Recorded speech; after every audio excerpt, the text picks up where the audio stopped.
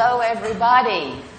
And I know that there's going to be some interesting people filter into the room because they're all out there dealing with the sharks. But I have no doubt there's going to be a lot more seats filled because this is going to be a very insightful panel. We do have another panelist, Aisling, who's going to join us. She's getting on the stage. So again, thanks for coming into the session. Welcome all. Welcome to the panelists. The topic is the future of digital media and entertainment, very broad topic. And that could be a conference in itself, but we're going to talk in this session and maybe take some Q&A at the end.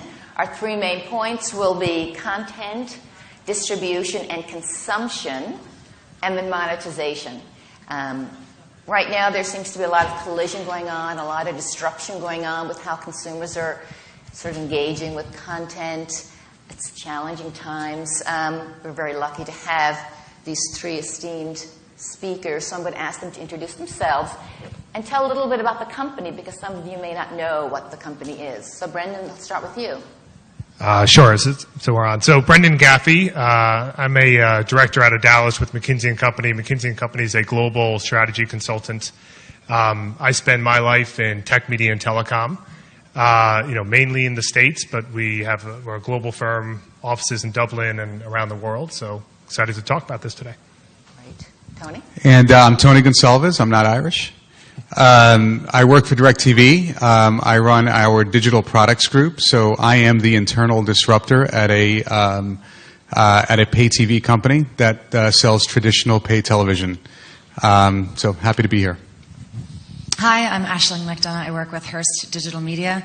You might not know the brand name Hearst, but they publish everything from Cosmopolitan Magazine to Good Housekeeping, Esquire, Road and Track, Oprah, Food Network, and I work on their digital properties, which are now taking that incredible monthly subscription and translating it into a passionate, every single second of the day, delivering content to users whenever they want it. Now, we have some slides for Aisling, which I'd love to just bring up because it does show all the different brands that you have. Mm-hmm. And many of you will recognize the names of the next slide, the name of the brands. So the next slide, yep. So we represent, so aggregated all together, it's over 20 million. It's about actually now closer to 25 million women, 35 plus, who come to the websites every single month to consume everything from how to get red wine out of your shirt to how to choose the best marble for your bathroom or make the best pumpkin pie. So it's Good Housekeeping, Women's Day, Country Living, House Beautiful, El Decor, Veranda, and a recipe website called Delish. And Tony, just tell me a little bit about the number of people, how many subscribers you have, because it's quite large, the penetration. Yeah. So we're 20 million in the U.S. and about 17 million in South America. It's quite large. So I think to begin, what we're going to do, we're going to take advantage of having an expert here, Brendan Gaffey. You might recognize the last name as Gaffey. This is the brother to Sean Gaffey, our IABN chairperson, who we corralled to come in, but we're happy to have him. So you put together a little presentation on the perspectives of digital media and entertainment to sort of set the scene. So let's go through those slides. Sure. This is a pretty massive topic, so we're not going to go exhaustive here, but I thought maybe a few slides to kind of maybe frame it up and spark a few thoughts as we get going here. Do I have someone else clicking here for us? So I'm going to share some thoughts from some research we do. McKinsey in general doesn't do, it's not a market research firm, but we do a little bit here and there in general to keep our kind of insights fresh for serving our clients. So I'm going to share a little bit from what's called a global media report, which looks at kind of overall revenue pools, and more importantly, I think from the iConsumer stuff, which I like because I started it about 8 years ago at the firm. So a couple of high-level messages we'll talk through. First is media is a high-growth market. It didn't feel that way about 4 or 5 years ago, maybe better than construction, but it was a mess.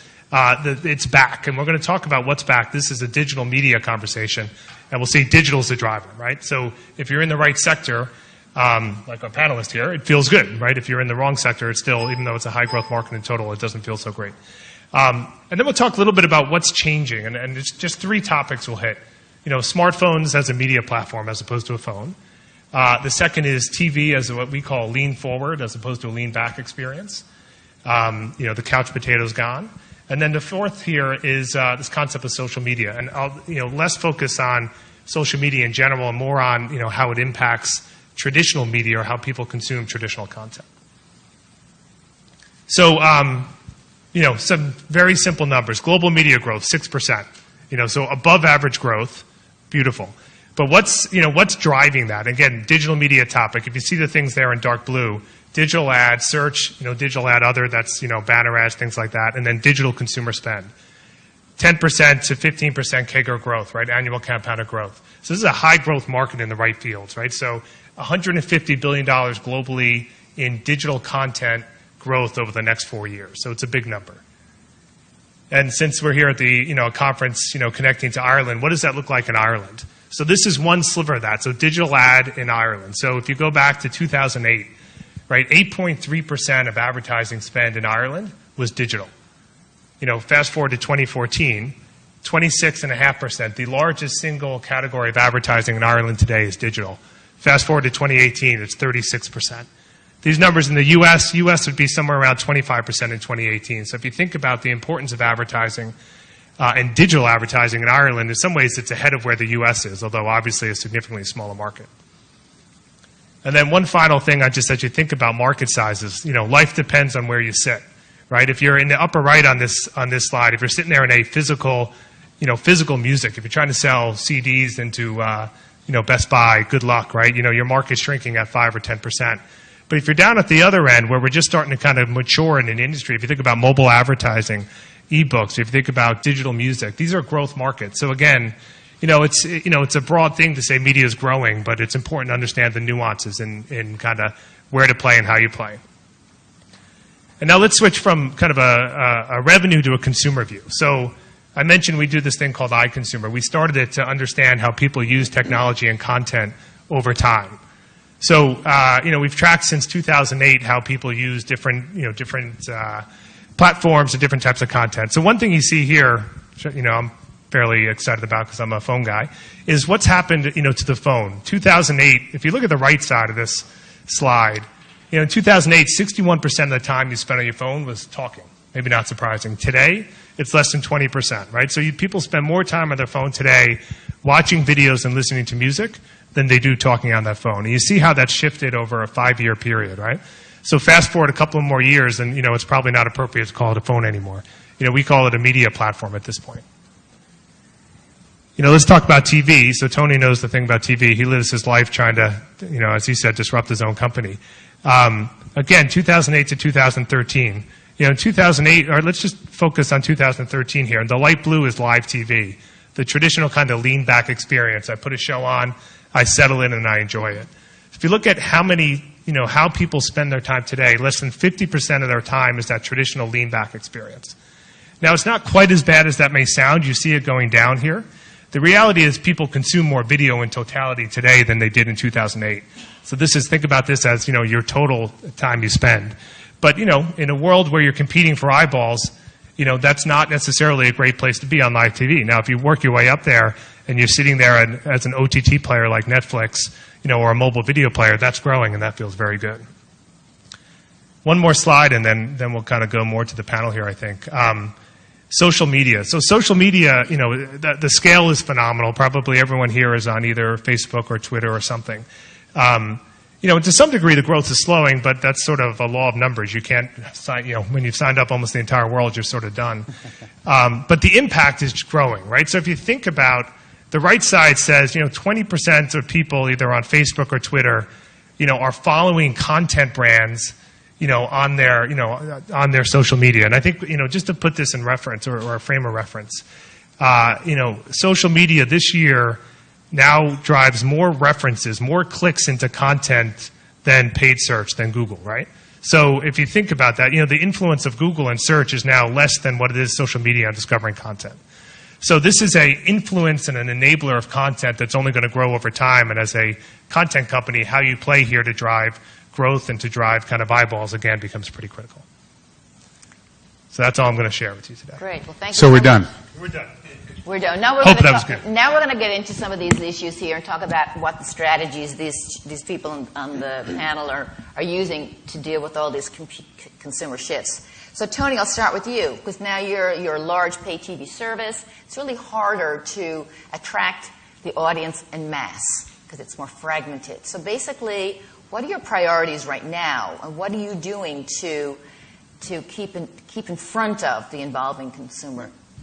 I'll talk to you a little bit about kind of how we're addressing it, which is broadly kind of how the industry is addressing it, but then kind of pin a picture of the composition of how the dollars flow in our industry and how complicated it gets as a result. So there's a concept called TV Everywhere, which is very, very simply it's extending that pay TV subscription to every device. So as I often say, we don't watch TV anymore, we watch devices. And Brendan's chart kind of depicted that. So we're feverishly working on technology and infrastructure to enable not just satellite-delivered television, but internet-delivered television, mirroring your home experience. And so that seems really simple, other than the fact that the pay TV industry generates about $100 billion of revenue for the programming community, the creators, the producers, the packagers of programming. 60% of that comes out of traditional advertising, which is very, very difficult to replace on a digital platform. Digital, while growing, is still a small fragment of the overall advertising spend. And so herein is the complexity. Securing digital rights to create that mirrored experience, very, very challenging, and interestingly, it's not even a copyright issue. It's primarily a monetization issue. And so we're working through that as an industry. I think we're getting closer, but that's where the challenge comes in. So it's the strategy, but every day we're having to kind of chip away at the iceberg of legacy to kind of, to get there. We'll get into a little bit strategies later for how you're specifically dealing with consumer trends, but we did have in a panel earlier today, Cal Gaffey, who's with a large firm in Ireland, talked about the digital rights, that he now is kind of creating deals and contracts for the first time. There's no template. He's negotiating the digital rights, and it's digital money, and it's, he said he wishes somebody else did it. So it's funny. I mean, our programming, our deal guys kind of go in, and these deals are fresh, and these are like 5, 6, 10-year deals that get done. And the reality is the digital component of these deals should probably be renegotiated a third through the life of these contracts, because it's an unknown. Right? So it is a bit of a challenge. When you say digital deal of maybe a known show, is it a known entity or known movie, or is it a known property where you're now trying to renegotiate the digital rights? So it's typically the way that pay TV negotiates content deals is through an aggregator of programming. So it would be through a Fox or a Disney or an ESPN.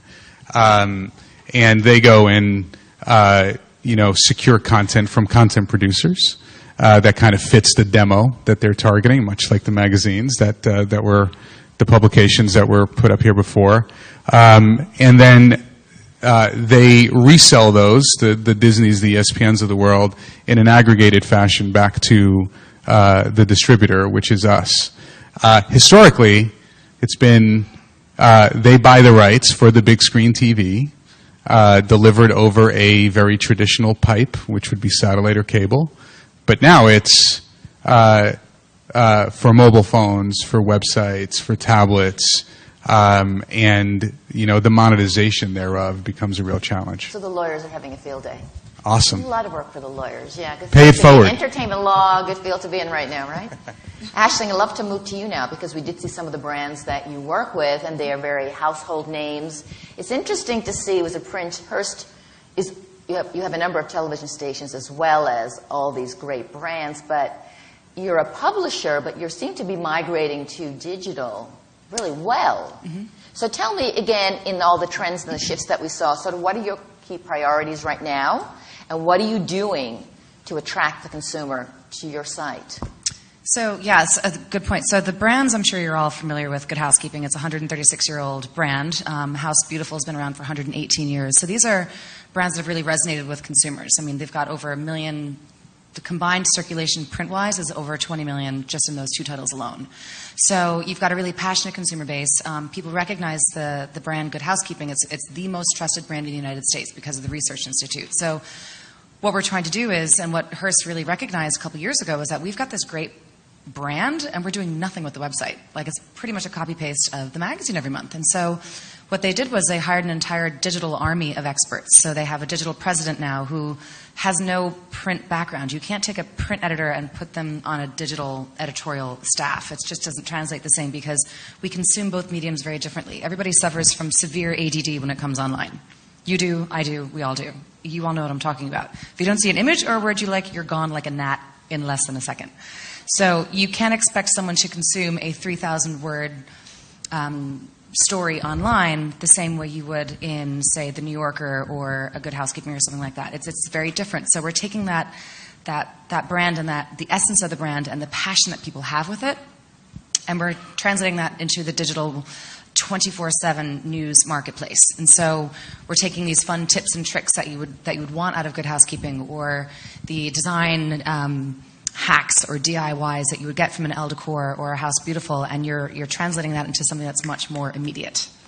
And we're doing that brilliant. We're doing it really well. We're doing it brilliantly. So we're hiring editors who've never worked for print publication. They've only ever worked for like a BuzzFeed or a Style Hall or a Bleacher Report. And so they understand the immediacy and the urgency of publishing. And they're not just doing something once or twice a week. They're publishing 8 to 10 stories each per day. And they're publishing that across not just the website, but we also our other brand platforms, such as Facebook. They're taking a really cool design story and they're completely redoing it on Instagram or creating a vision board on Pinterest. So there's all these different extensions that we're able to launch from that incredible brand, that the brand equity of over 100 years per most of the titles that we have. Right. We'll get into content now a little bit too, because I think what everybody's trying to do, they're all trying to have a creative differentiation. It's content is king. They say the distribution is the queen. Mm-hmm. You know, everybody's got all these great sayings now. But I want to talk about what everybody's trying to do. We talked about this, Tony. We talked about everybody's talking about the golden age of television.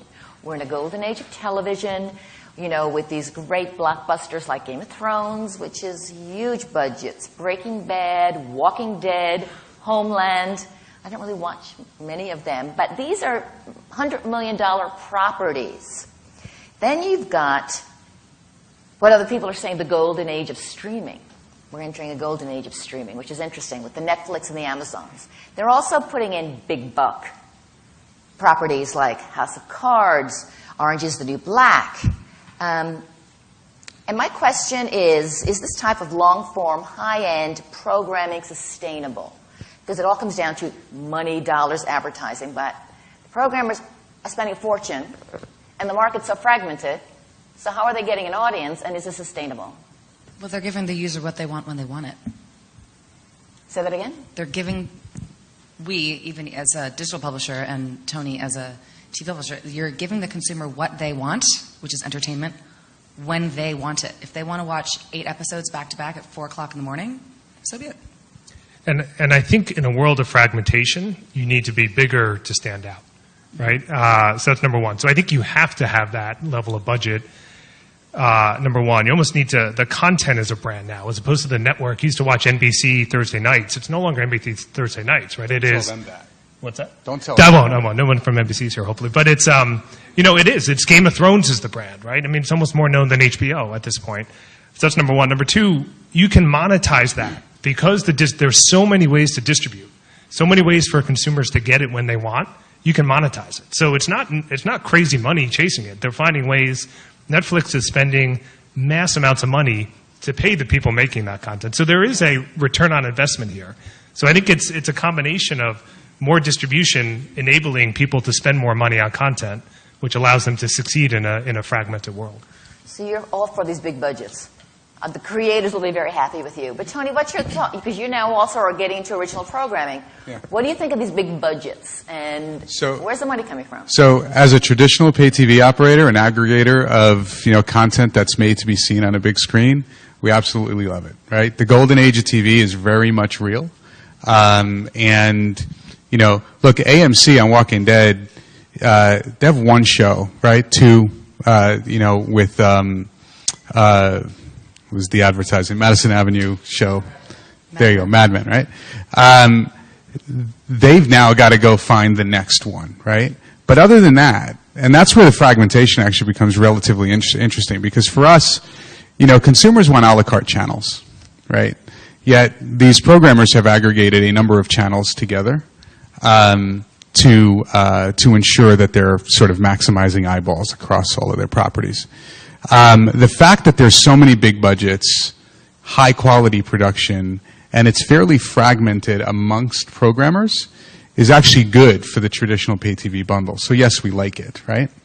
At the same time, to your point, we're creating original programming ourselves to ensure that we have, quality programming that you can only see on DirecTV. Now, our choice there is to go buy it. Buying exclusivity is extremely expensive. We buy the NFL on Sundays exclusively for north of $1 billion a year. Hard to monetize that. So we don't need to spend $1 billion for original programming to get enough quality programming to differentiate ourselves. So that's kind of where we are on the. So yeah, we like it. You like it when the others do it because it's, again, because it drives audience and creates value for the traditional pay TV bundle. Yes, you have it.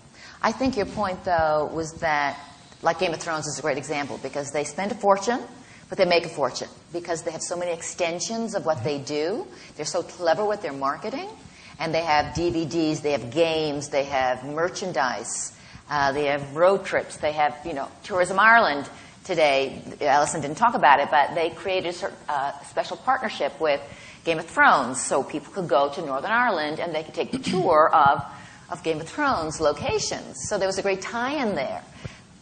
And they've done exhibits around Northern Ireland where you can sit in the chair of the big king or something if you want. So they're geniuses at marketing that, and all the extensions are bringing in the money, I think. But again, and I'll just bring up this question again, you kind of said you agree, but does the biggest spender win here? Or is it the content it has to be the right content, but if you have the most money to back it and to push it out, you have a good chance? That's a tough question. There are a lot of people who have spent a lot of money on content over the years and absolutely flopped, right? So it's an industry where a hit rate of 30%, if 70% fails and 30% goes, you're doing pretty well, right? And if you don't know what you're doing, you could be at 10% very quickly. And so I think it's money and intelligence, I guess, right? And so I don't know, I don't think it's only money. But if you want to play in original content, long form today, it takes a lot of money. But it's not only money, if that makes sense. Right. So, Tony, we had a discussion briefly, and you're talking about the next generation of viewers. Everybody wants the next generation of viewers. And the next generation of viewers seem to be on every device, everywhere, anytime. So what specifically is DirecTV doing to try to attract the next generation of consumers? Yeah.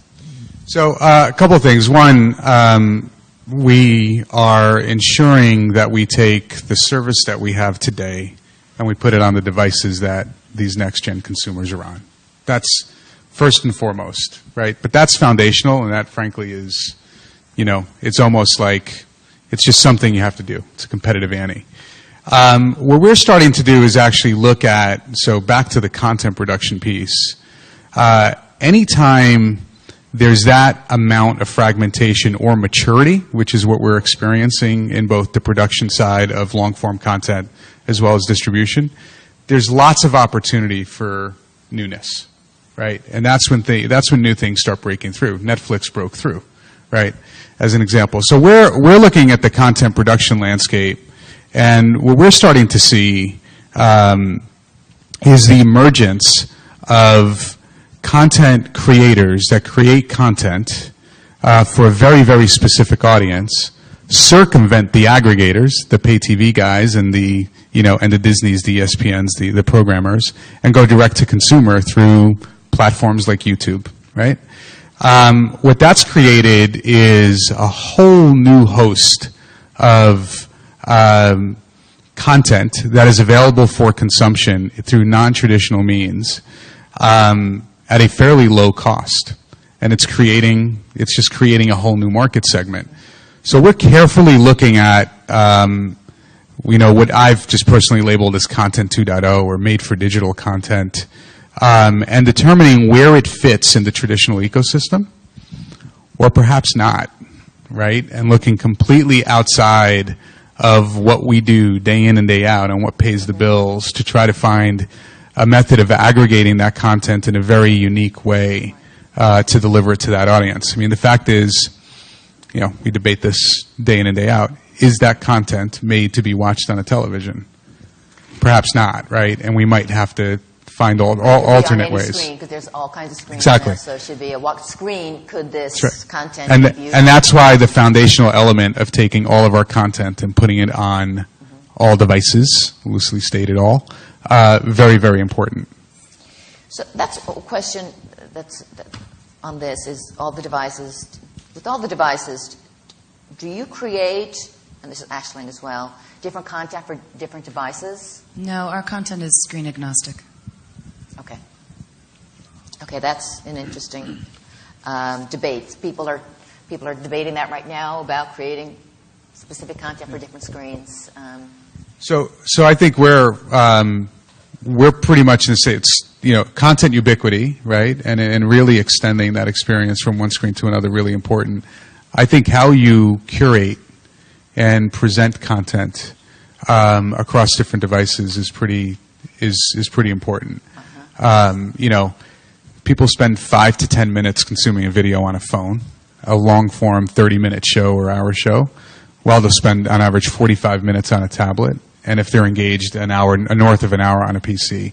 So we might prioritize shorter form clips and and create more of a discovery layer on a phone, while a mass consumption piece of content would be on the other devices. So, and you do see some differences, right? So if you look at in the home, Netflix in the home is about 40% of broadband usage. About 90%, over 90% of their usage happens in the home on a fairly big screen. You take YouTube now, they're 50% on a phone. They represent almost 30 to 40% of data usage on a phone. So, clearly there's different content on YouTube than there is on Netflix, longer, versus snackier. So I think it's obviously print's a little different than video, I think, when you start to talk about the phone, although I do think you fast forward 5 years and you start to see something that starts to converge even in the video world eventually. So let's move to phones now, because the clock is clicking away, and I think we'll keep moving. Right now, in your slides, you're talking about phone as being a new digital media platform. Lots of leaders in the space, telecoms getting into the space. Tony's in the news that ATT merging with DirecTV. It hasn't happened yet, but I think certainly this will tell you the importance of telco partners wanting to get access to consumers and wanting to get access to the satellites. But I'll just read it from the site, what it said on the site, because Tony can only comment, so he can only comment on certain things. But basically, when you've got AT&T and DirecTV, you've got two leading companies coming together with complementary strengths and scale in mobility, video, and broadband services. So I think basically what's going to happen is the consumer's going to win because you're bringing these two major services together. So what can you say about that? Yeah, look, I think, broadly speaking, when you look at the slides and the data that Brendan went through, there is a lot of video being consumed over broadband, whether it be mobile or home broadband. If I were in the business of selling a broadband pipe, I'd probably want to participate in the in the business that is riding on my pipe and consuming the majority of my bandwidth. And so, it's not just AT&T DirecTV. I mean, Verizon has trialed a number of efforts in the over-the-top video arena, pretty much for that reason, right? They want to participate. They know, right? There's a lot of data. They know what's happening. They have the crystal ball of what's consuming all that bandwidth, and to be part of that and participate in that economically, I think is valuable. Exciting time for you, I would think. Let's move quickly to. Oh, we have 5. I'm reading the clock wrong. We still. Did they give me some minutes? Because you took minutes at the top. I think you took some minutes. So you're giving me back. Okay. But let's talk a little bit about digital advertising and monetization, because that is key. And you mentioned in your slides digital advertising is on the rise, lucrative area, Aisling, this is your area because you're dealing with a lot of clients in advertising. So tell us about how you make them happy, what they want, and how you are not annoying the consumer with advertising. How you're doing it so that they're interested too. You force them to watch it. Yeah, right. Well, we both have the same consumer. So with the example right here, this is cotton. The fabric of our lives. Their consumer is. They tell me that their consumer is a woman who's 35 to 54, and I said, "Son of two guns." So is the woman reading my websites. It's 35 to 54. So instead of saying, talk to the hand like they would do in print world, we say, well, let's like hold hands, proverbial speaking, digitally, and work on, let's collaborate together where we can join forces and really put together an incredible program that's actually going to enrich the user experience as opposed to just make it annoying by putting up all these banners all over the place. And so what we do, and that's really the whole native advertising play, comes into what was created. And so you have two brands that really have the same consumer, and how do they work together and collaborate? Like we can do so much more with a $250,000 budget than we can with a $2,500 edit budget. So such as the example with this cotton makers thing, they came to Hearst and they approached Condé Nast, they approached BuzzFeed and She Knows and all these other digital-only companies, and actually Hearst ended up winning out on the business because they were looking to put aside the whole fabric of our lives and really highlight the people who've been making something incredible with cotton these days. So yes, fabric of our lives is a little hokey, it's a little too Hallmark, and they wanted to refresh it. So we put together 14 videos that we actually produced, but we worked with them the entire step. We identified 14 incredible artisans in the United States who were doing something amazing with cotton. This one guy out in Brooklyn who's making the most fantastic handbags, women, from these, they pull together all this thick ropes of cotton and they just spool it together in these incredible handbags. There's another artisan down in the South who's making these amazing, gorgeous looking wedding gowns. You'd never know they were made out of cotton.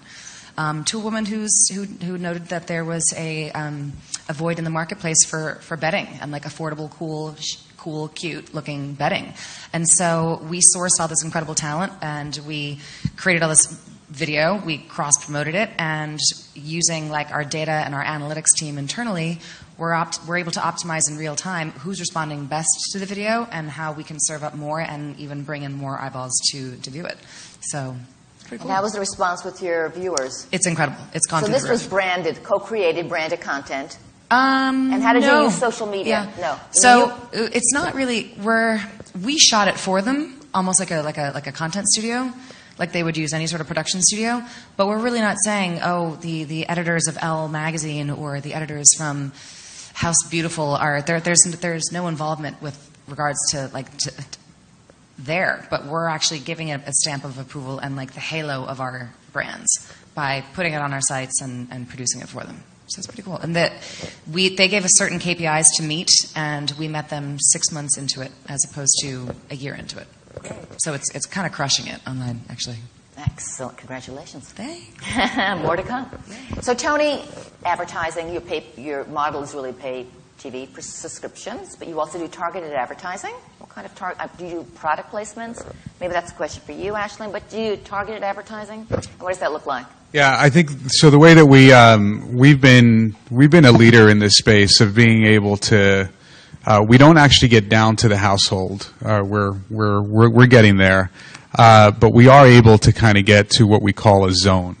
So in this zone, I can deliver. This is to the big screen. Nothing related to digital right now.